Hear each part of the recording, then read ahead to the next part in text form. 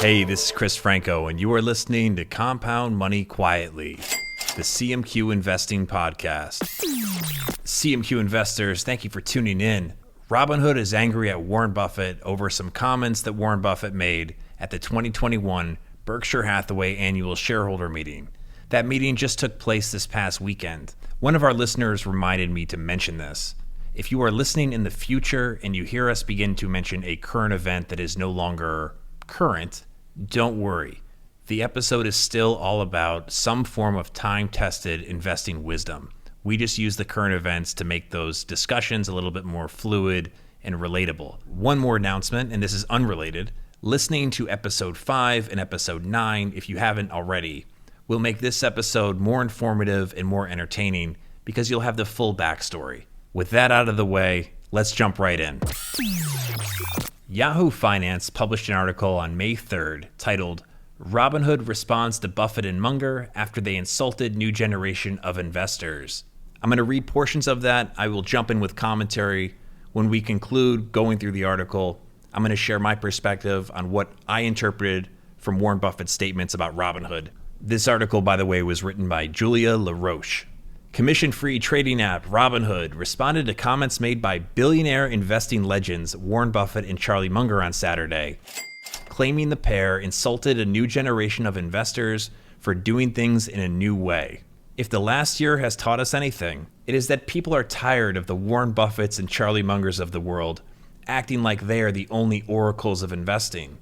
And at Robinhood, we're not going to sit back while they disparage everyday people for taking control of their financial lives. Jacqueline Ortiz Ramsey, head of public policy communications at Robinhood, wrote in a blog post on Monday. It sounds like fighting words to me. Like, this is kind of how I hear it. We're not just going to sit back and let you disparage us. Hell no. I'll get on a plane to Omaha right now and I'll kick your Warren Buffett. Kick him in the butt. The article continues. Ramsey added that Robinhood is proud for making investing simpler and more accessible to more people. The communications exec asserted that Robinhood and other no-fee platforms have opened the doors of financial markets to everyday people, deeply unsettling the old guard who will fight to keep things the same. She went on to tout the app's fractional share ownership offering. This is a good point for Robinhood to call out, by the way, because I think this is actually one of their strong suits. Ramsey goes on to say that at Robinhood, people now don't need thousands of dollars to begin investing. We pioneered commission-free trading, and fractional shares make it possible for people with less money to invest in a piece of a stock. Take Berkshire Hathaway Class A stock.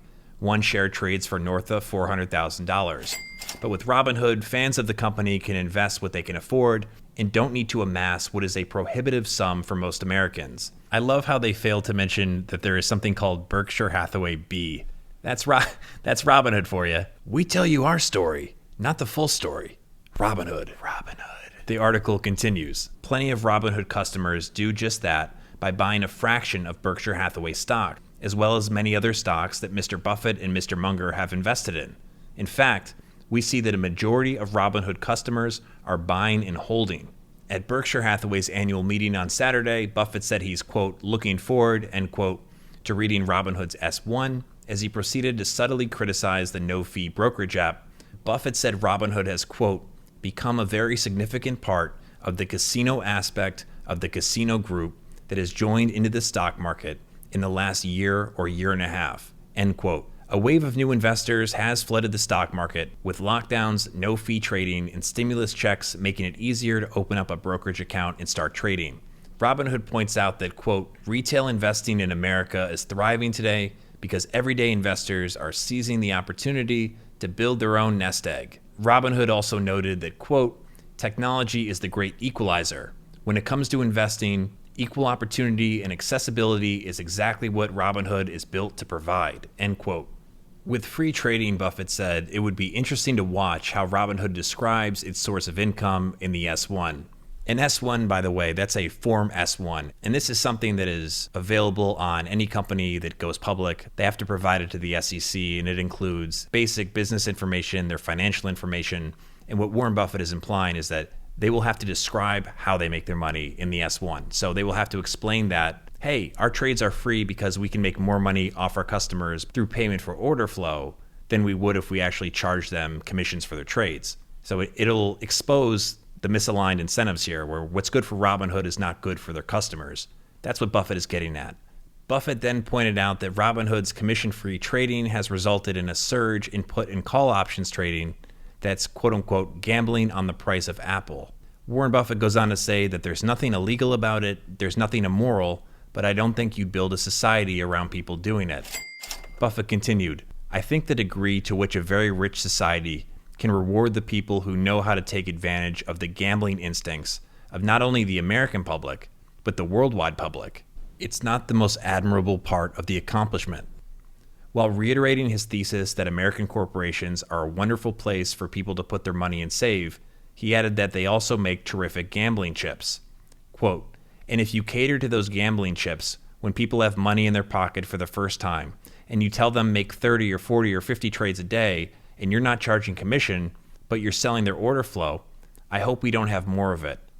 Meanwhile, Munger took a much stronger stance against Robinhood, calling it, quote, god-awful that something like that would draw investment from civilized men and decent citizens, end quote.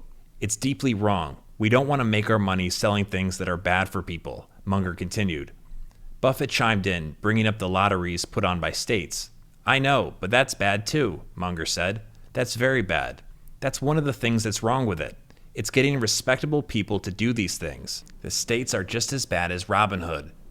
Buffett added that the states, in a sense, are worse because they're taxing hope. By the way, Charlie Munger and Warren Buffett have called the lottery, and don't quote me on this, but they've described it as a tax on the poor. There's only one more paragraph, but it just talks about what Charlie Munger had previously said at the Daily Journal meeting about Robinhood, which we've covered extensively in episode 5 and episode 9. So let's get right to the discussion. Okay, first things first.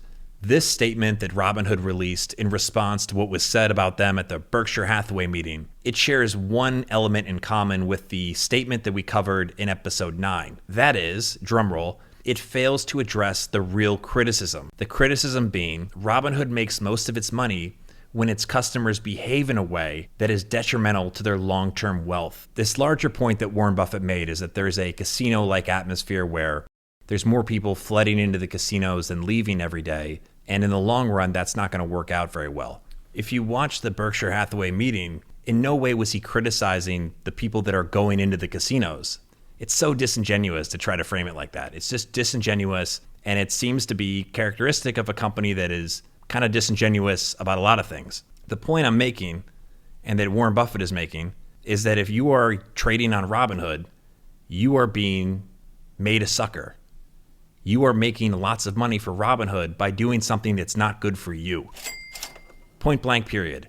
If you have counter evidence, if you have empirical evidence that shows otherwise, please provide it. I will happily read it out loud. I am not closed-minded in my views, but all the evidence I've looked to and being as objective as humanly possible leads to the same conclusion.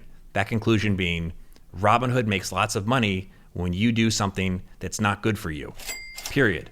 Now, speaking of things that are good for you, Charlie Munger says the best thing that a human being can do is help another human being know more. If you learned something from this episode that you think someone else would benefit from also knowing, share it with them. It goes a long way. Also, if you enjoyed the episode, please leave a 5-star review. Make sure you subscribe if you're listening on Apple Podcasts, Spotify, or any other streaming platform that you're using. If you have any questions, any comments, any feedback, or you just want to say, hey, you can reach me directly. Franco@cmqinvesting.com. Franco. Make sure to sign up for our free newsletter at cmqinvesting.com and receive the posts that we send out with every new episode as soon as those episodes go live. cmqinvesting.com. Thank you again for listening to the CMQ Investing Podcast. My name is Chris Franco. We'll talk soon.